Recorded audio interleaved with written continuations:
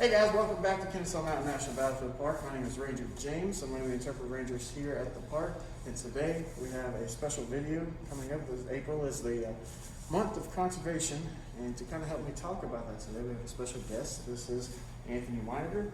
He is the chief of our law enforcement division here at Kennesaw Mountain National Battlefield Park. And Anthony, if you'd like, just tell me a little bit about what you do and how that ties back to conservation here at the park. Hey, thanks, James. Well, my normal day job is I'm the chief law enforcement ranger, but one of the other hats that I wear is as the chief of resources. So that involves both natural resource protection and cultural resource protection. So trees, plants, animals, water, and then all the way down to archaeological resources, arrowheads, bullets, shrapnel, trenches, all kinds of things. So could you explain to me and to everybody out there what the difference between conservation and preservation is? Because we kind of do both at this point. We absolutely do both. So conservation is more of keeping things sort of clean and pure and natural in perpetuity. Mm-hmm. Preservation is more preserving a time or a specific point in time. So in other words, for Kennesaw Mountain, we're a Civil War battle in 1864. So much of what we're trying to preserve is what the place would have looked like to the best of our ability to rebuild that sort of as a preservation measure. So all of those resources we seek to preserve. At the same time, the natural landscape around us, we have a duty to conserve as well. So the Atlanta area, Metro Atlanta area, has a lot of different parks. One of those being Chattahoochee Recreational Park. How does our approach to conservation and preservation, how would that might differ from a park like Chattahoochee, which is a recreational park? So from a conservation standpoint, they're going to be very, very similar, right? So we want to make sure that the creeks and streams that flow through Kennesaw Mountain are as clean as we can make them. Of course, they start outside the park and end outside the park, so we only really have,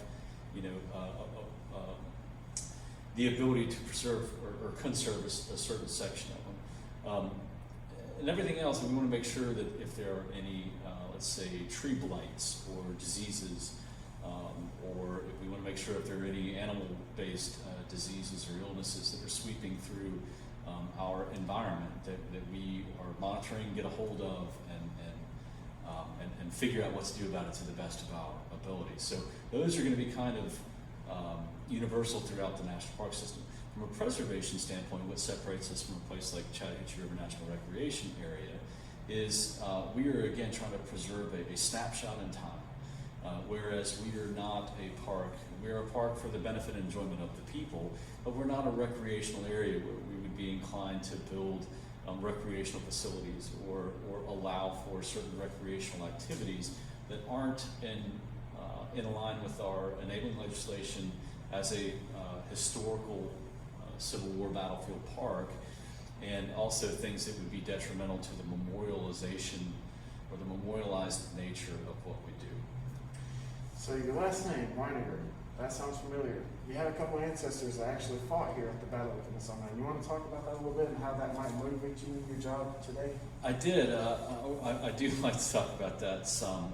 As a child, I discovered, as an early teen, I should say, discovered that I did have a couple of ancestors that fought here. Both of them fought for the Union, and they were from both New York and from Illinois.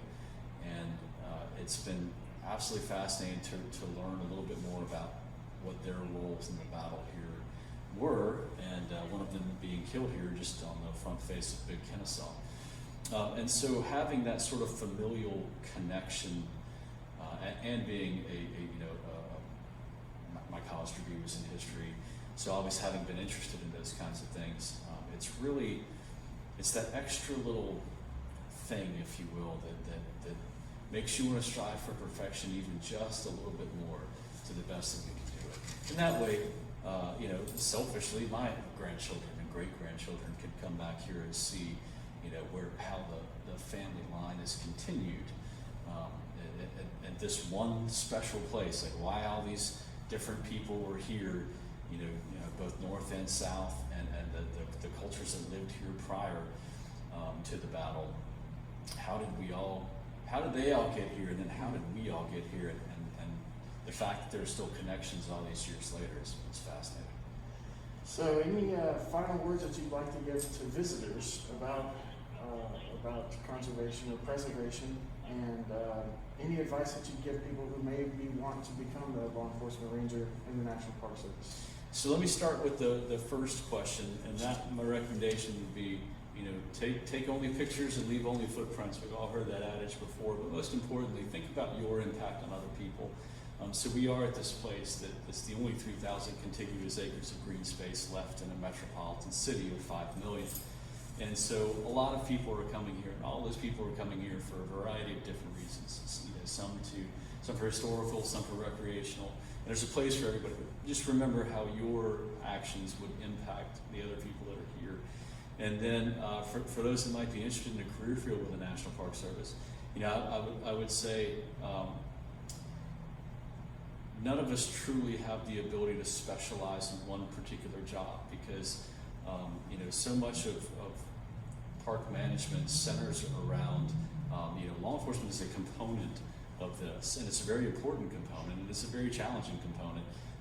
But you also have to be willing to do a little bit of the conservation and preservation, and you have to be able to sort of switch those hats and understand what's important here, what's important there, and how all of these different tools fit together to the overall mission of preserving this place for future generations. Well, thank you, Chief, and thank you guys for watching at home. I hope that we get to see you sometime in the future, and we hope to see you at the mountain. This is Ranger James signing off. Appreciate it, guys. Have a good day.